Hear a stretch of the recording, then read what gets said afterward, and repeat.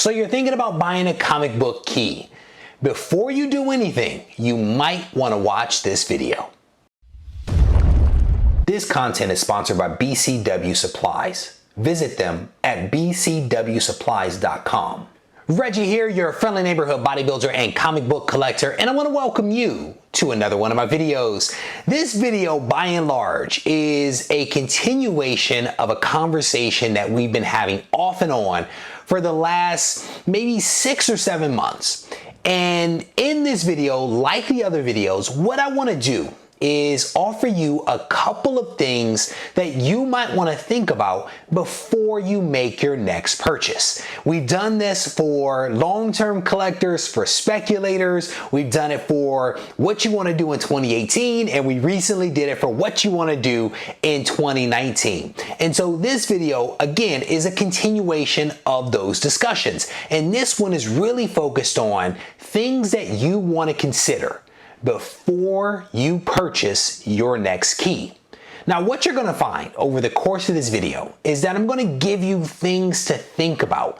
I'm not necessarily gonna tell you what to do, but I am gonna try to prompt your thinking, because these are tips that I apply to my own collection, and they're also things that I recommend that other people do whenever they reach out to me looking for advice on whether they should buy this key or that key. So you're not gonna necessarily find answers, but what you will find is maybe a change in perspective, maybe a different way to examine the decision that you're about to make.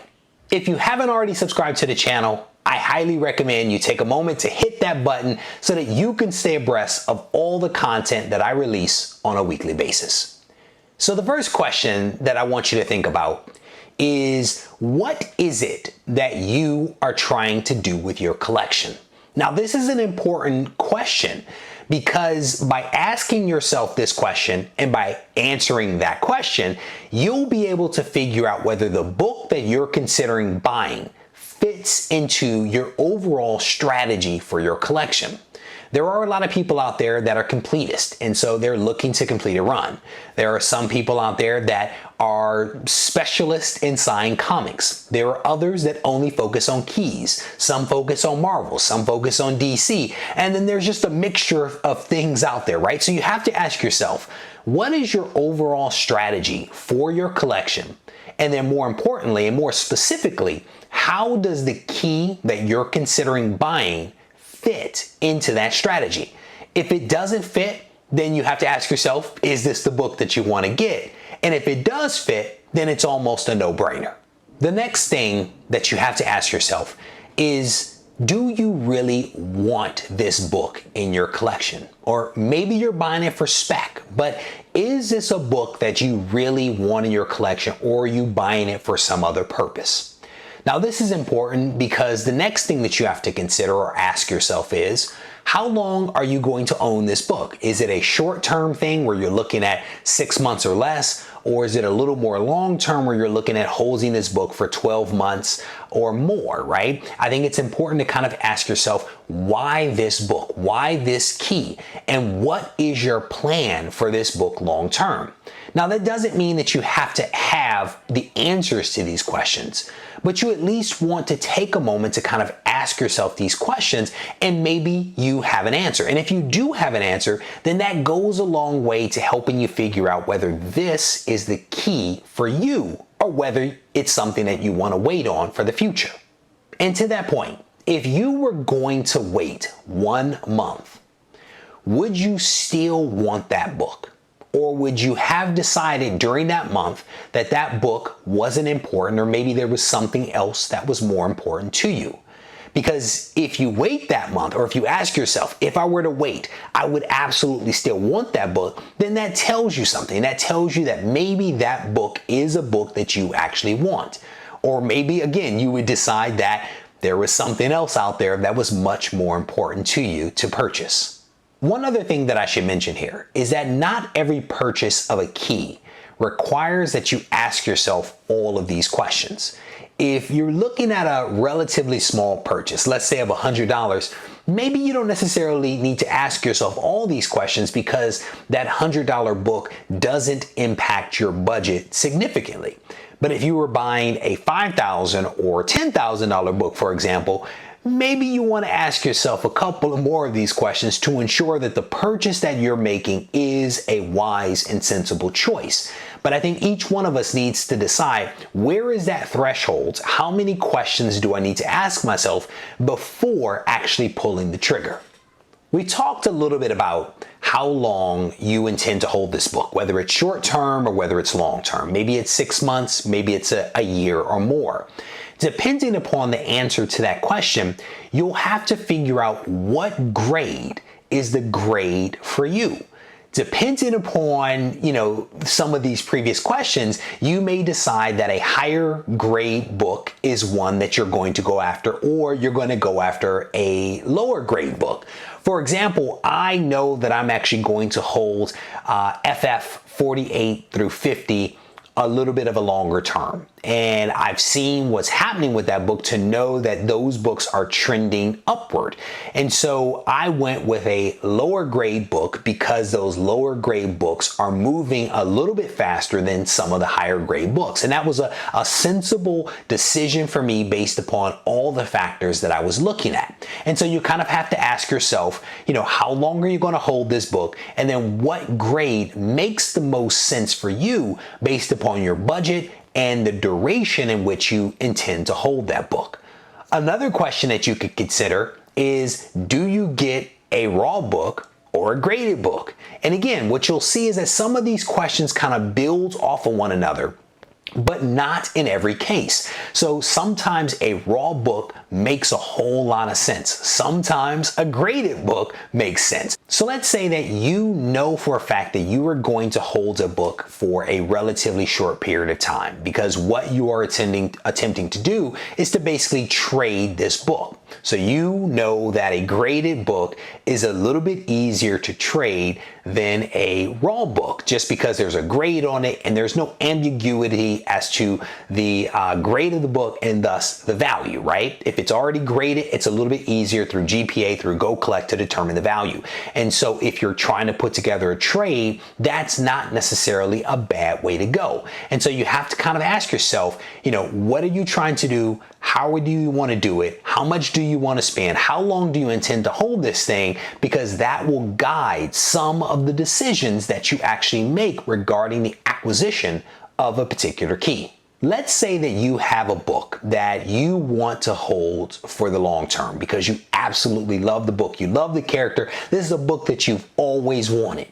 And there is a tendency to make a decision for the instant gratification. I know that I'm guilty of that, so I'm not necessarily pointing fingers.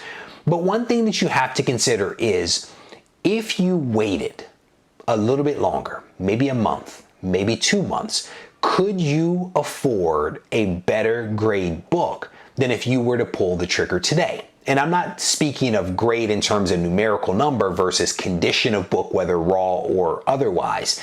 But if you were to delay the gratification, could you buy a better quality book? Because sometimes, depending upon the book, there isn't a huge difference between one grade and another grade when you really look at what's happening with the book. But these are things that you should consider.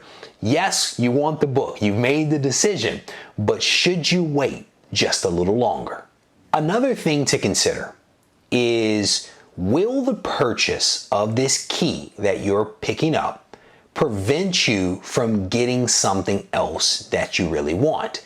Now, maybe you are the type of person that has unlimited funds, and for you that won't really matter. But for me, I know that I have to think a little bit long term, that if I buy a book today, that if another book presents itself tomorrow that I also want, that I might not be able to buy that book tomorrow because of the decision that I made today. So let's say that I'm online and I watch someone's YouTube video, or I see a hot list that comes out that says this book, Book X, is going to be the hot book because they just got greenlit for a new movie, and I pull the trigger today on that book because of speculation.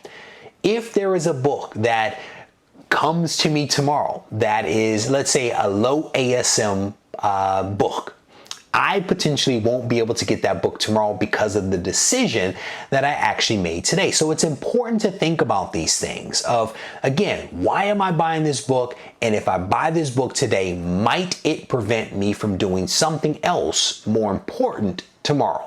One of the things that I've really gotten into lately is trading books. And so I think that's something else that has to be considered, is not every key has to be purchased with cash. Sometimes you actually have the ability to trade for books that you actually want. So that's something else that should be considered is there another way for me to acquire this book without having to spend money? And trades are a great way to do it. There are other means, of course. Sometimes, depending upon how much money you've spent on eBay, for example, you can actually use your eBay bucks to actually pick up books. And again, this is all about just being smarter about using the resources that you have at your disposal. We all know that we are operating in a very dynamic market.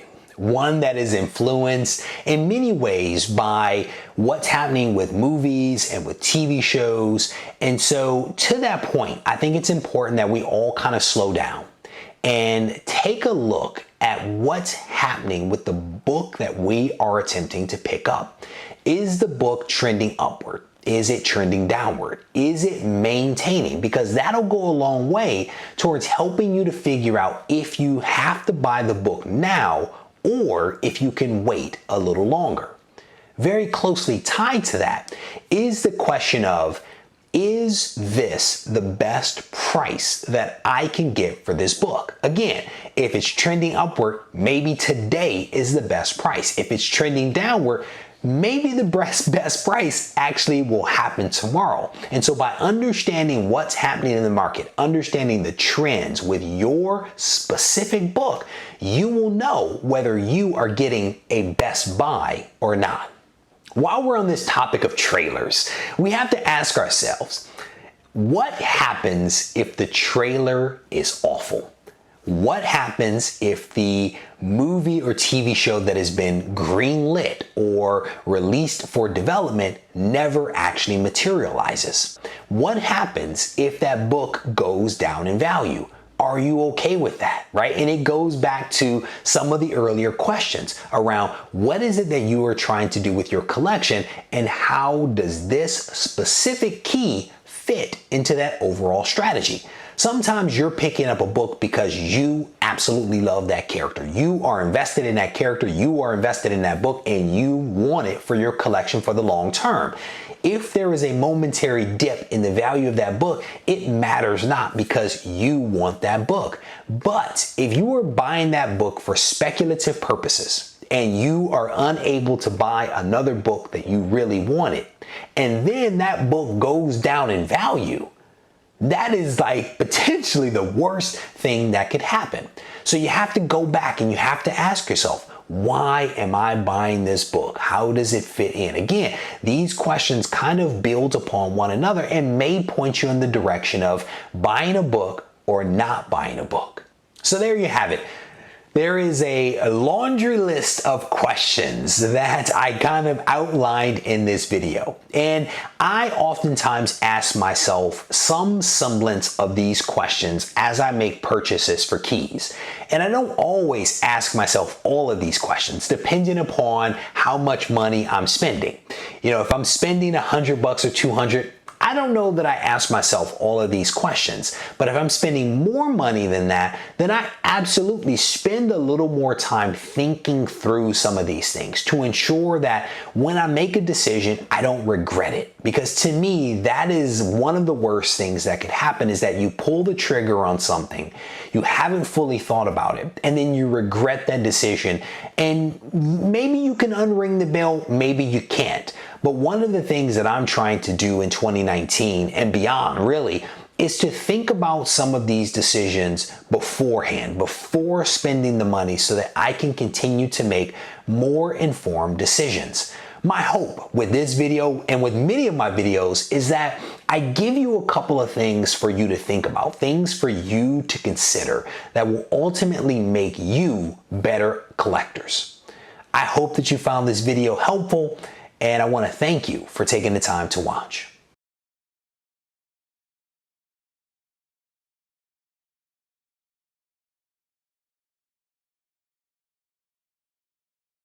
Be sure to visit BCW Supplies to learn about their 950 plus products for collectors. Products include card sleeves, display cases, comic bags, storage boxes, and gaming folders, just to name a few items. Head over to bcwsupplies.com today for more information.